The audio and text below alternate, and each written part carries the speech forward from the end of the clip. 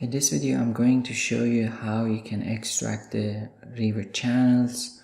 For instance, in this example, you see the channel of the rivers, right? One big one here, another one here, a few are here. And the reason for that is we are interested to see how they are oriented, okay? So we need to extract them and study their directions. For doing that, it's better we run QGIS with grass. So as you see, this is, let me close this project. The QGIS program that I'm using, right, is just QGIS desktop, right? So you can search for QGIS and you can look at this list. Okay, there is one here, QGIS with grass. Right click on it and open file location. So I have Windows 10. For you it may be a little bit different, right? And we have this one in the screen, or we're gonna run this one, QGIS. Okay, it's exactly the same but with grass 761. So you can drag and drop this one to the desktop and then run this. This is going to be exactly the same software but with more plugins, with more capability of doing analysis. Let's run our project first. Alright, this is my project, Wyoming. The same thing here. What you're gonna do, you need to go to processing, click on Toolbox, and this is gonna give you a lot of tools. We are interested to the grass, right? That's why we were running QGIS with grass. Open up this one, and under as you see, we are going to do raster analysis, right? The DEM data indeed is raster, so the thing that we are looking for is under raster. Open up that one and go to the bottom of the list. Okay, all of them are the functions for doing different things, but we're gonna do only one of them, which is called watershed, right? So Raster Watershed. Double click on that.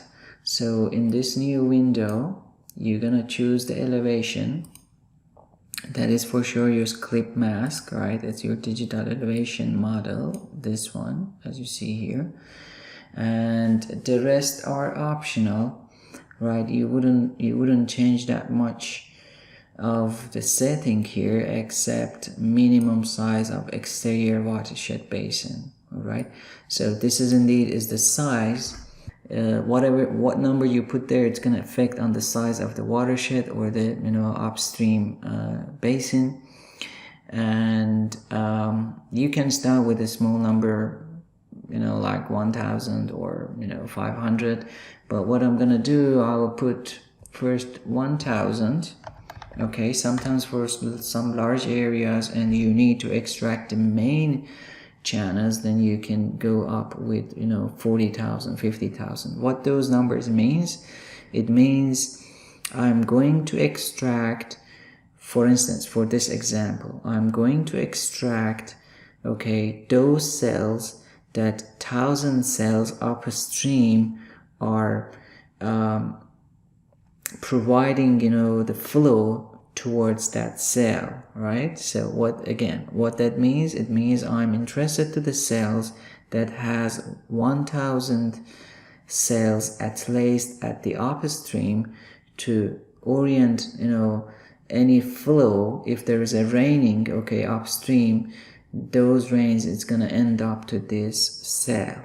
All right, and then you go to the bottom of the list. There is several files will be calculated. If you want to save them, you can go ahead and rename this rather than using save as a temporary file, because we don't know right now. We are going to agree with the output. I'm gonna save as a temporary file and then make a decision later on. Maybe I need to go and change this number, right? I need to change this 1000 to the smaller number to get more catchment zones and more details of the channels, river channels. Let's hit run. You're gonna wait a few seconds. It's gonna do all these calculation, and then when it's done, okay, you're gonna have a lot of files here. Maybe, yeah, let's see how many. I think it's about 8. Right, let's see, from here to here, right? 1, 2, 3, 4, 6, 7, 9 files. Okay, 9 files. I don't need those. You can actually go one by one and see what they are, right? For sure, this is the main rivers, right?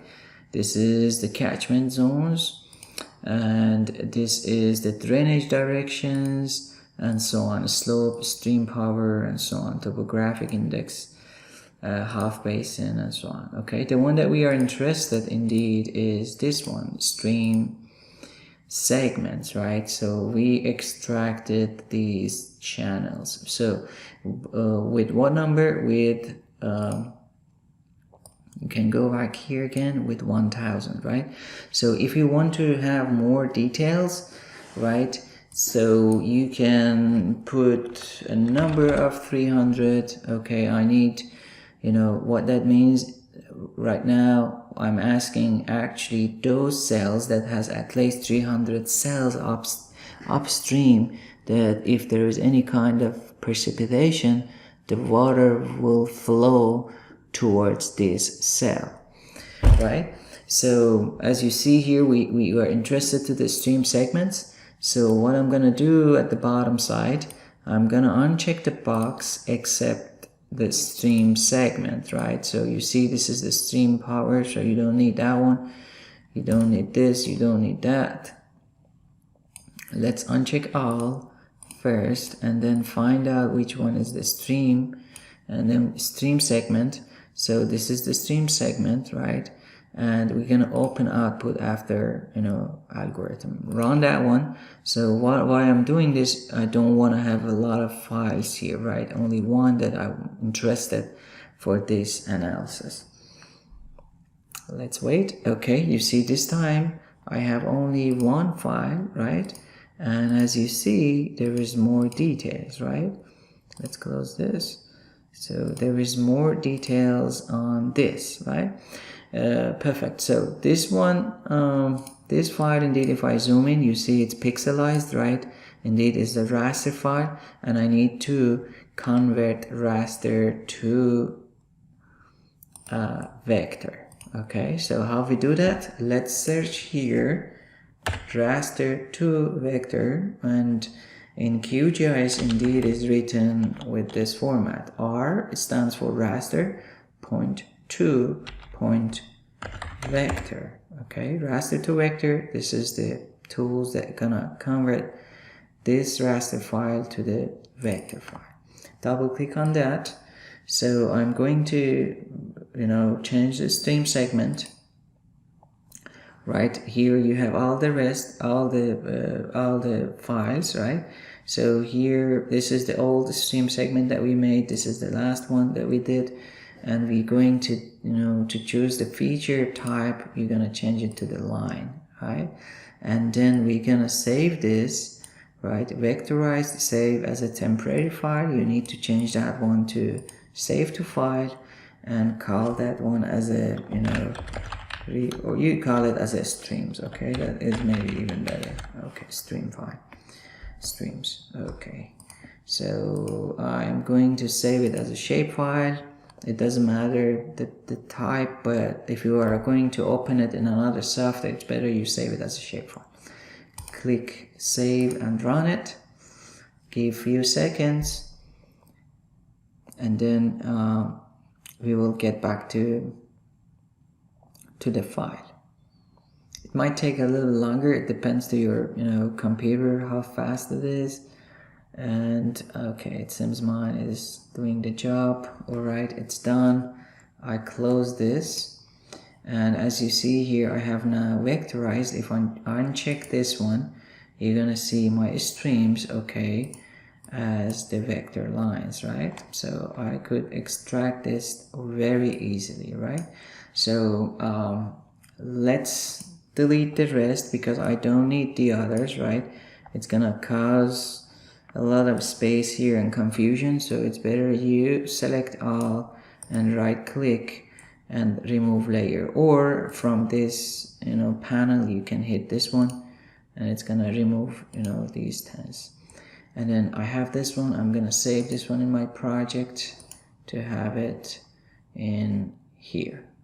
Alright, so I'm gonna stop here. In the next videos I will show you how we can find the orientation of these streams.